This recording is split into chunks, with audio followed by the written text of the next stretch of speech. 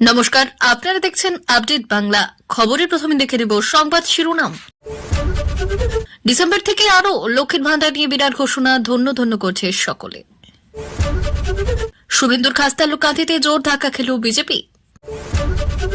দেশের কোটি কোটি কৃষক পাবেন এই দিন পিএম কিষানের 19তম কিস্তি, জানুন স্ট্যাটাস চেক করার উপায়। সংসদে তৃণমূলের অবস্থান ঠিক করবে দলীয় নেতৃত্ব, স্পষ্ট বার্তা মুখ্যমন্ত্রীর। ঢাকা কি করা বার্তা, বৈঠক মোদী ও জয়শঙ্করের। সন্দীপ সহ 5 জন সিবিআই চার্জশিটে মারাত্মক অভিযোগ, তোলপাড় রাজ্য। খনিজ তেলের ভান্ডার পশ্চিমবঙ্গ, বিস্তীর্ণ এলাকায় খনন কার্যের অনুমতি চেয়ে চিঠি কেন্দ্রের। আসছি বিস্তারিত খবরে। লক্ষ্মীর ভান্ডার নিয়ে বড় ঘোষণা আগেই জানিয়েছিলেন মমতা। এবার বিধানসভায় দাঁড়িয়ে ঘোষণা করলেন রাজ্যের নারী এবং শিশু কল্যাণ মন্ত্রী শশী পাজা। তিনি জানান, ডিসেম্বর থেকে রাজ্যে আরো 5 লক্ষ মহিলাকে লক্ষ্মীর ভান্ডারের আওতায় আনা হবে। পাশাপাশি চলতি বছর জুন মাস পর্যন্ত কত মহিলা এই প্রকল্পের সুবিধা পেয়েছেন এবং তার জন্য রাজ্য সরকারের কত খরচ বহন করতে হয়েছে সে কথাও জানিয়েছেন মন্ত্রী। আগামী মাস থেকে নতুন করে 5,07,002 জন মহিলা লক্ষ্মীর ভান্ডার প্রকল্পের সুবিধা দেওয়া হবে। পাথর প্রতিমায় তৃণমূল বিধায়ক সমীর জানার প্রশ্নের জবাবে এদিন বিধানসভায় মন্ত্রী জানিয়েছেন, 2024 সালে 30 জুন পর্যন্ত বাংলা 2,15,88,775 জন মহিলা লক্ষ্মীর ভান্ডারের সুবিধা পেয়েছেন, যা দিতে রাজ্য সরকারের 13,523.88 কোটি টাকা খরচ হয়েছে। শশী আরও জানান, 25 থেকে 60 বছরের মহিলারা লক্ষ্মীর ভান্ডারের সুবিধা পাবেন। যাদের বয়স 60 বছর পেরিয়ে যাবে তাদের বার্ধক্য ভাতার আওতায় নেওয়া হবে। প্রসঙ্গত, রাজ্য সরকারের চালু করা জনদরদি প্রকল্পগুলির তালিকায় জনপ্রিয়তার শীর্ষে রয়েছে লক্ষ্মীর ভান্ডার। রাজ্যের মহিলাদের আর্থিক সহায়তা প্রদানের উদ্দেশ্যে গত বিধানসভা ভোটে জয়ের পর এই প্রকল্প চালু করা হয় সরকারের তরফে। চলতি বছর এই প্রকল্পে টাকা বাড়িয়েছে রাজ্য সরকার। গত সপ্তাহে নবান্নের সাংবাদিক বৈঠক করে মুখ্যমন্ত্রী তিনি জানিয়েছেন, এবারে লক্ষ্মীর ভান্ডারে নতুন করে যুক্ত হচ্ছে আরও 5 লক্ষ মহিলার নাম। ডিসেম্বর মাস থেকেই লক্ষ্মীর ভান্ডারের নতুন উপভোক্তাদের ব্যাংক অ্যাকাউন্টে ভাতার টাকা ঢুকে যাবে। সেই সময় মুখ্যমন্ত্রী বললেন, সরাসরি মুখ্যমন্ত্রী এবং দুয়ারে সরকারের মাধ্যমে লক্ষ্মীর ভান্ডারের জন্য অনেক নতুন আবেদন এসেছে। তাদের সকলকে এই প্রকল্পে যুক্ত করা হয়েছে। নতুন উপভোক্তার সংখ্যাটা 5,07,000। শুভেন্দু অধিকারীর খাস্তালু কাঁথিতে জোর ধাক্কা খেল বিজেপি। সদ্য উপনির্বাচনের ধাক্কা সামলে উঠতে পারেনি বিজেপি। তার মধ্যে কাঁথি 1 নম্বর পঞ্চায়েত সমিতির অন্তর্গত হইপুর গ্রাম পঞ্চায়েত হাতছাড়া হয়ে গেল প্রধান বিরোধী দলের। গতকাল অনাস্থা ভোটের মাধ্যমে ওই পঞ্চায়েত দখল করে তৃণমূল কংগ্রেস। গ্রাম পঞ্চায়েত হাতছাড়া হতেই কলকাতা হাইকোর্টের দ্বারস্থ হওয়ার হুঁশিয়ারি দিয়েছেন হইপুর গ্রাম পঞ্চায়েতের প্রাক্তন প্রধান অশোক কুমার সামন্ত। গোটা রাজ্যেই এখন নানা নির্বাচনে হেরে চলেছে বিজেপি। বিধানসভা নির্বাচন থেকে তা শুরু হয়েছে পুরসভা, পঞ্চায়েত, লোকসভা, এমনকি সমবায় নির্বাচনেও জিততে পারছে না বিজেপি। সেখানে এবার শুভেন্দুর গড় কাঁথি 1 নম্বর পঞ্চায়েত সমিতির অন্তর্গত হইপুর গ্রাম পঞ্চায়েতে মোট 23টি আসন আছে। 2023 সালের পঞ্চায়েত নির্বাচনে বিজেপি প্রতীকে জয়ী হন 12 জন, আজ তৃণমূল কংগ্রেসের প্রতীকে জয়ী হন 11 জন। তাই তখন পঞ্চায়েতের ক্ষমতা দখল করে বিজেপি, কিন্তু প্রধান কোনো কাজ করেন না বলে অভিযোগ তৃণমূল কংগ্রেসের। দুর্নীতিতে অভিযুক্ত ছিলেন প্রধান অশোক সামন্ত বলে অভিযোগ শাসক দলের। ভারত সরকার দেশের কৃষকদের জন্য একাধিক লাভজনক পরিকল্পনা চালু করেছে, যার মধ্যে পিএম কিষান সম্মান নিধি যোজনা অন্তর্ভুক্ত। আমাদের দেশের 70% জনসংখ্যা কৃষির উপর নির্ভরশীল এবং তারা তাদের জীবনযাপন এই কৃষি থেকেই করেন। এটি লক্ষ্য করে সরকার এই যোজনাটি চালু করেছিল। আপনাদের জানিয়ে রাখি, সরকারের পক্ষ থেকে এখনো এই কিস্তি নিয়ে কোনো আপডেট আসেনি। তবে বলা হচ্ছে যে শীঘ্রই সরকার এই কিস্তি কৃষকদের অ্যাকাউন্টে ট্রান্সফার করবেন। কিভাবে চেক করবেন? Beneficiary status. যদি আপনি পিএম কিষান যোজনার সুবিধা নিয়ে থাকেন এবং আপনার অ্যাকাউন্টে নিয়মিত কিস্তির টাকা আসছে, তবে আপনি এটি বাড়ি বসেই চেক করতে পারবেন। সকল কৃষক অনলাইনে তাদের বেনিফিশিয়ারি স্ট্যাটাস চেক করতে পারবেন।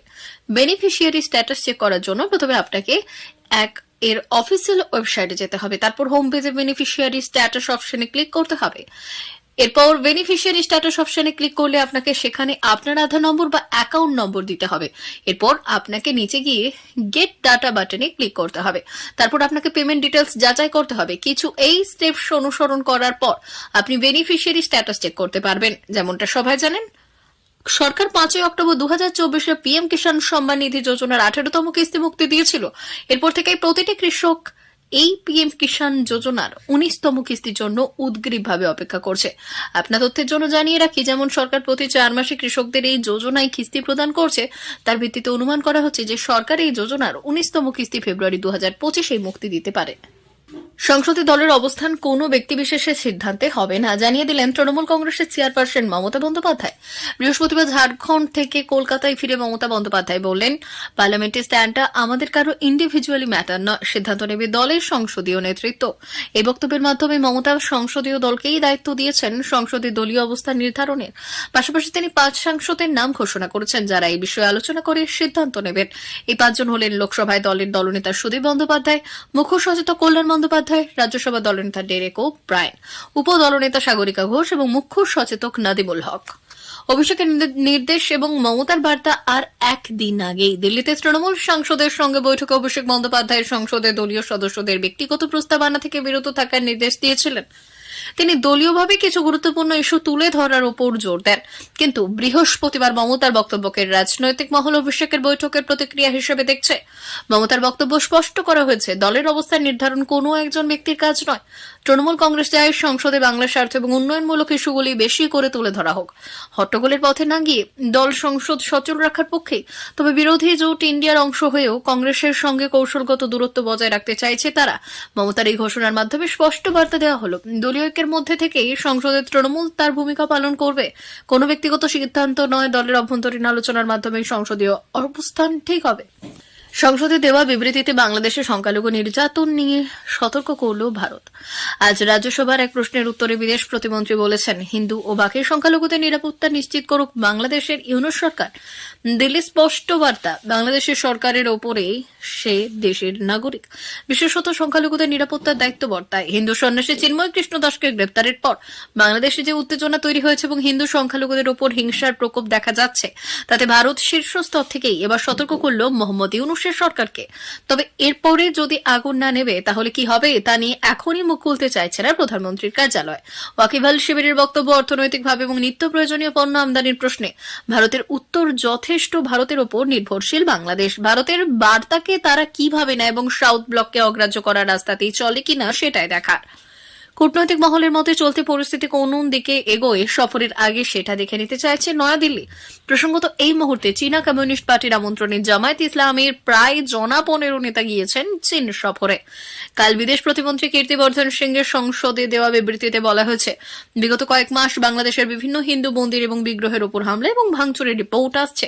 ভারত সরকার এই ঘটনা নিয়ে উদ্বেগ প্রকাশ করছে। তার মধ্যে রয়েছে এই বছরের দুর্গাপুজো চলাকালীন ঢাকা তাঁতি বাজারের মণ্ডপে আক্রমণ, সাতক্ষীরার যশোরেশ্বরী কালী মন্দিরে ডাকাতির মতো ঘটনা। বাংলাদেশ সরকারকে ভারত বলতে চায়, তারা সে দেশে বসবাসকারী হিন্দু এবং সমস্ত সংখ্যালঘু মানুষের নিরাপত্তা নিশ্চিত করুক এবং তাদের প্রার্থনার জায়গা নিরাপদ রাখুক। প্রসঙ্গত এর আগেও বিদেশ মন্ত্রকের তরফ থেকে চিন্ময় কৃষ্ণ দাসকে গ্রেপ্তার এবং জামিন না দেওয়ার বিষয়টি নিয়ে উদ্বেগ জানিয়ে বিবৃতি দেওয়া হয়েছিল। তাতে কড়া জবাব দিয়ে ঢাকা জানায়, বিষয়টি সম্পূর্ণ বাংলাদেশের আভ্যন্তরীণ, এই নিয়ে বাইরের কোনো দেশের কথা বলা সাজে না।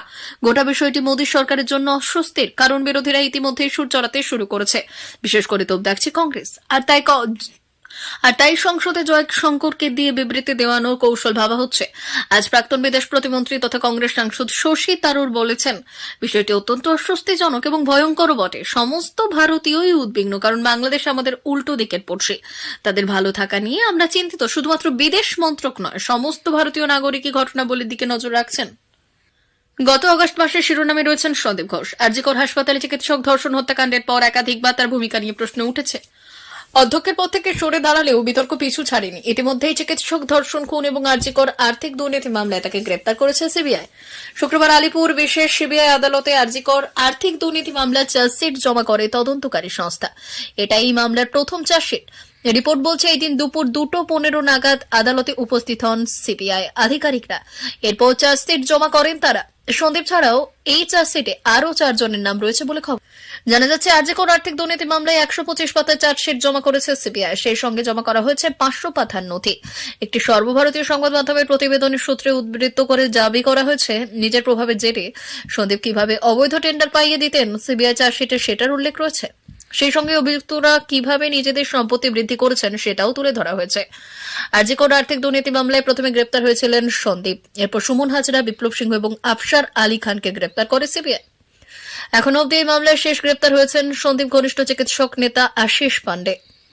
উল্লেখ্য, গত 9 অগস্ট আরজিকর হাসপাতালে 4তলার সেমিনার রুম থেকে উদ্ধার হয়েছিল মহিলা চিকিৎসকের মৃতদেহ। পরবর্তীতে জানা যায় তাকে ধর্ষণ করে খুন করা হয়েছে। এরপরে সন্দীপ জামানায় হাসপাতালের অন্দরে হওয়া একাধিক দুর্নীতির অভিযোগ সামনে আসতে শুরু করে। এবার সেই আর্থিক দুর্নীতির মামলাতেই প্রথম চার্জশিট পেশ করল সিবিআই। বাংলার বিস্তীর্ণ এলাকায় খনিজ তেলের সন্ধান মিলেছে অনেক আগেই। 2018 সালে প্রথম উত্তর 24 পরগনার অশোকনগর খনিজ তেলের সন্ধান পাওয়া গিয়েছিল।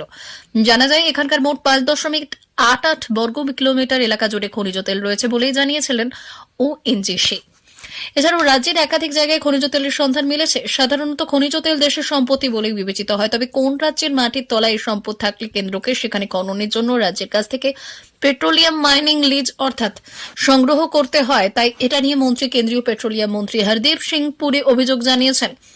উত্তর 24 পরগনা ছাড়াও পশ্চিমবঙ্গের একাধিক জায়গায় খনিজ তেলের সন্ধান মিলেছে, কিন্তু সেই সমস্ত জায়গায় খনন কার্য চালানোর অনুমতি চেয়েও তা পাওয়া যায়নি। নিয়ম মেনে 2020 সালে অশোকনগর থেকে খনিজ তেল উত্তোলনের জন্য পশ্চিমবঙ্গ সরকারের কাছে পিএমএল আবেদন জানিয়েছিল খনিজ তেল এবং প্রাকৃতিক গ্যাস কর্পোরেশন অর্থাৎ ওএনজিসি। অভিযোগ 4 বছর সময় পেরিয়ে গেলেও এখনো পর্যন্ত রাজ্য সরকার পিএমএল দেয়নি। খনন কার্য চালানোর জন্য রাজ্য সরকারের অনুমতি পেতে মোট 19টি চিঠি পাঠিয়েছেন কেন্দ্র সরকার। তার মধ্যে 14টি এসেছে ওএনজিসি থেকে। এছাড়া সরকারি চিঠি রাজ্য সরকারকে পাঠিয়েছে কেন্দ্রীয় পেট্রোলিয়াম মন্ত্রক। ডিরেক্টরেট জেনারেল অফ হাইড্রোকার্বনের তরফেও পাঠানো হয়েছে আরও 2টি চিঠি। যদিও তারপরেও এখনো পর্যন্ত কোনো উত্তর দেয়নি রাজ্য সরকার। প্রসঙ্গত, ইতিমধ্যেই শুরু হয়েছে সংসদের শীতকালীন অধিবেশন। সেখানেই রানাঘাটের বিজেপি সাংসদ জগন্নাথ সরকার রাজ্যে পেট্রোলিয়াম শিল্পের ভবিষ্যৎ সম্পর্কে জানতে চেয়ে প্রশ্ন করেছিলেন। তারই জবাবে রাজ্যকে পাঠানো চিঠিগুলির কথা জানিয়েছিলেন পেট্রোলিয়াম মন্ত্রী। প্রিয় দর্শক, এখনকার মতো খবর এই পর্যন্তই। ধন্যবাদ।